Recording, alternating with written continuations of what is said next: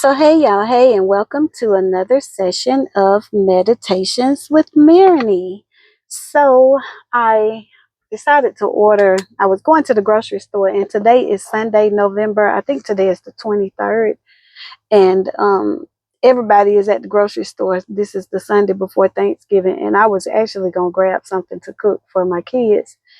But it's so many people at the grocery store, I decided that I'm going to order them a pizza and I'll have to get up and go to the grocery store tomorrow. But I wanted to jump on right quick. And if you guys have enjoyed my videos and you follow me on the regular, I would love for you to click like. I would love for you to share it with a friend. And I would love for you to subscribe. So while I'm sitting here, I've been thinking, because I haven't done a video in a couple of days. And I haven't been doing them every day. I've been doing them like every other day, every 3 days. But I've still been thinking, writing down little notes. And today, just in conversation with a few men, a couple of them that are divorcees, and some of them that are possibly still in marriages that are not healthy.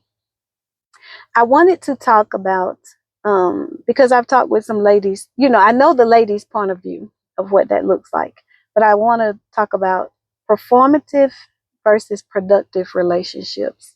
And you guys know I don't typically write down a lot of notes, but because I wanted to make sure that I hit these particular points, I wrote down a few notes. Performative versus productive relationships. And as we are dating, for those of us that are looking to date, especially those of us that are looking to date for marriage, for something long term, something that has a longevity to it, you don't want to be in a relationship that is performative.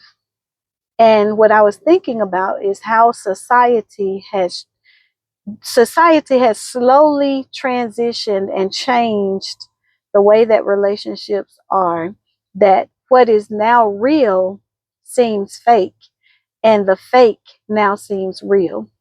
And I want to give a small foundation on this. So for instance, you guys know that I pretty much wear my hair natural. I don't wear fingernails, and I want to make sure I give a disclaimer that I don't have a problem with anybody that does that.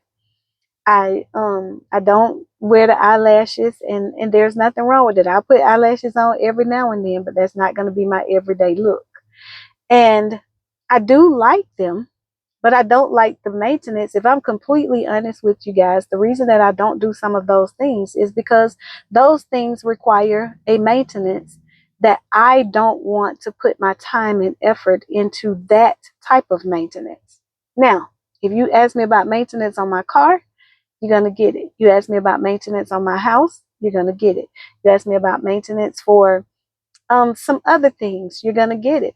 But to go to get my nails done every 2 weeks or every month and to sit in the salon and wait, like, I don't find that to be pampering.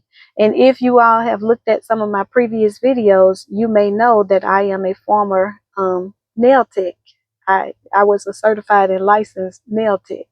So there are also some components attached to that because I was a certified nail tech, that I understand some things about the nail bed that I just didn't want to do to mine anymore. So I'm just giving you that little background, because some people may come for me and be like, oh, she's just mad because she can't, fix herself up. Well, I could if I really wanted to, but I like the fix up that I bring to the table.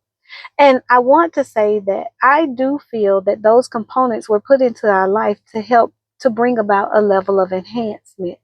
I don't think that those things were put into our life to completely change us. So, for instance, makeup. I don't think that makeup was created to completely contour your face, that if a man meets you, you look one way, but when you take the makeup off, you are a totally different person. He was liking the woman who he met. And so for me in this dating process, I like for him to meet me the way that I am. And then I like to add the lashes or the hair or the nails later on. And he finds that attractive as well. So that's just a disclaimer.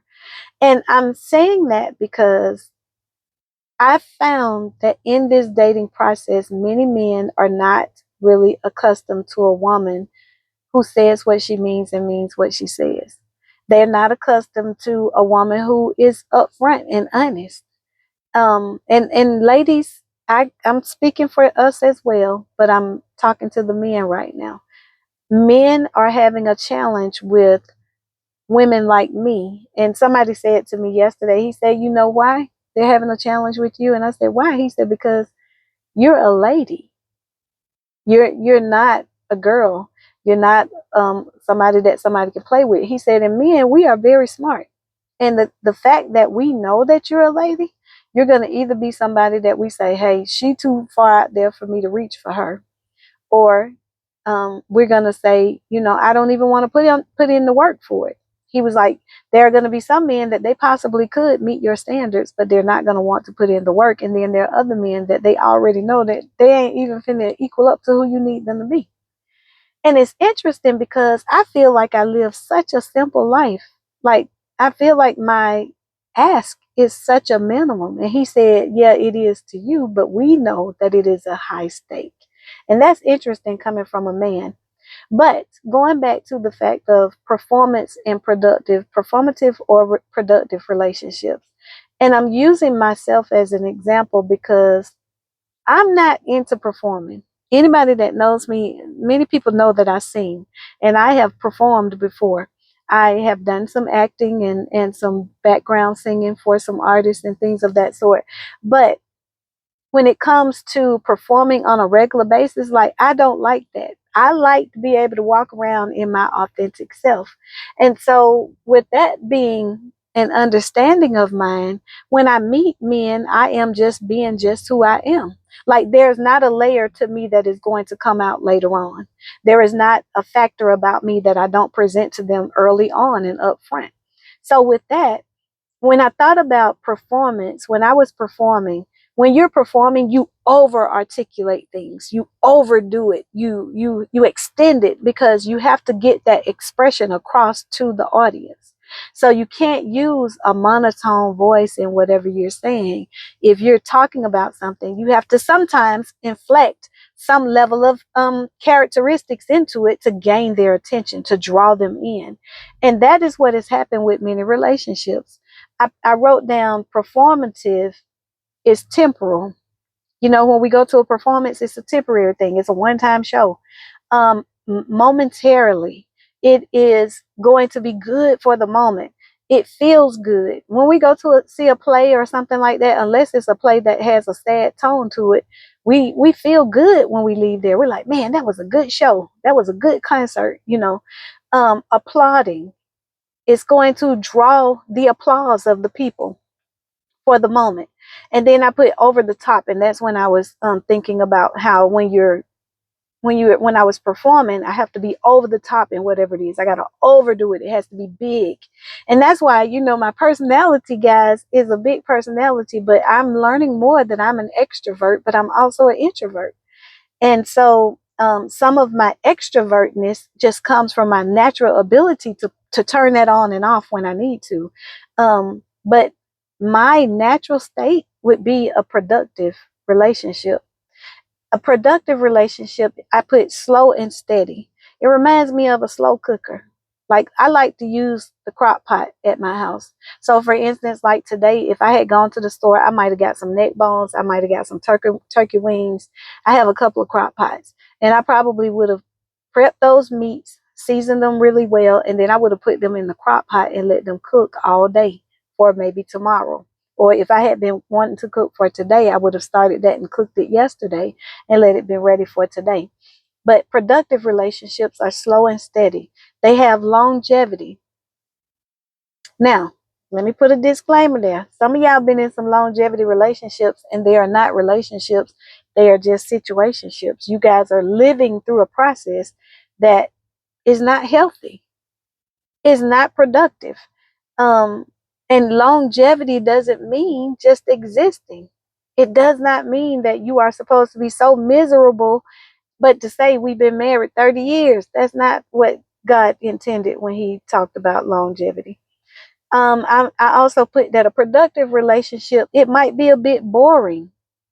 So you have highs and lows. It's more like a roller coaster versus it just being flatline. I don't think that it should be boring to the point that you don't have any excitement in it, but it just means that you become so comfortable with your mate, you become so comfortable with your partner, that you guys are kind of like a yin and a yang. You have a little bump in the road here and there, but for the most part, you know your person, you know what they like, you know what drives them, you know what improves them, what increases them, and you want to do that in a productive relationship.